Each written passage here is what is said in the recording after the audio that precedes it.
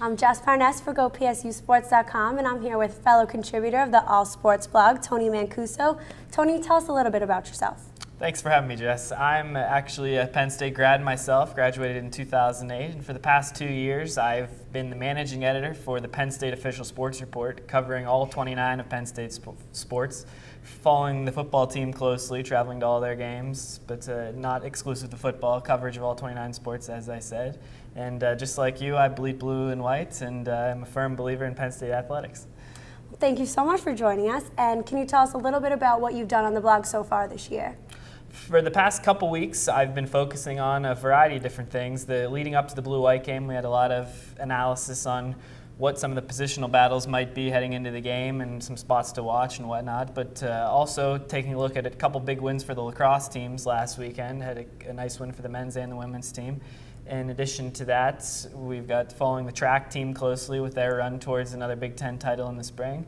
But as I said, we cover all 29 sports in the blog. Looking forward to keeping that going through the rest of the year.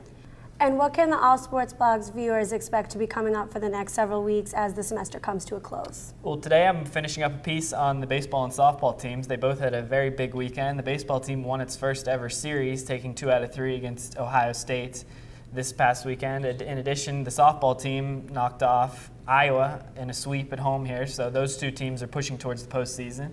We'll wrap up the blue-white game this week, take a look at some of the positional battles of what areas we should be watching heading into the summer and then into fall camp. And also the former Penn State Nittany Lions who were drafted and then signed, some of them were signed in free agency. We're going to take a look at how some of them might fit in with their new NFL teams, and then once they get into training camp, we'll follow their progress through training camp to see about making a roster with some of the NFL teams. So lots of exciting stuff for this year and coming up in the fall as well.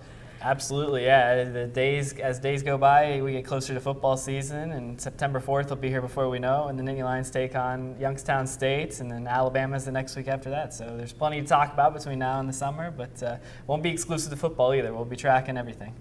All 29 sports. That's right. Well, thank you for joining us, Tony. And don't forget to check out the All Sports blog on GoPSUSports.com. And fans, be sure to get your official 2010 football whiteout t-shirt available at the Penn State bookstore and on GoPSUSports.com. You can also purchase it. Thanks for joining us today. I'm Jess Parness.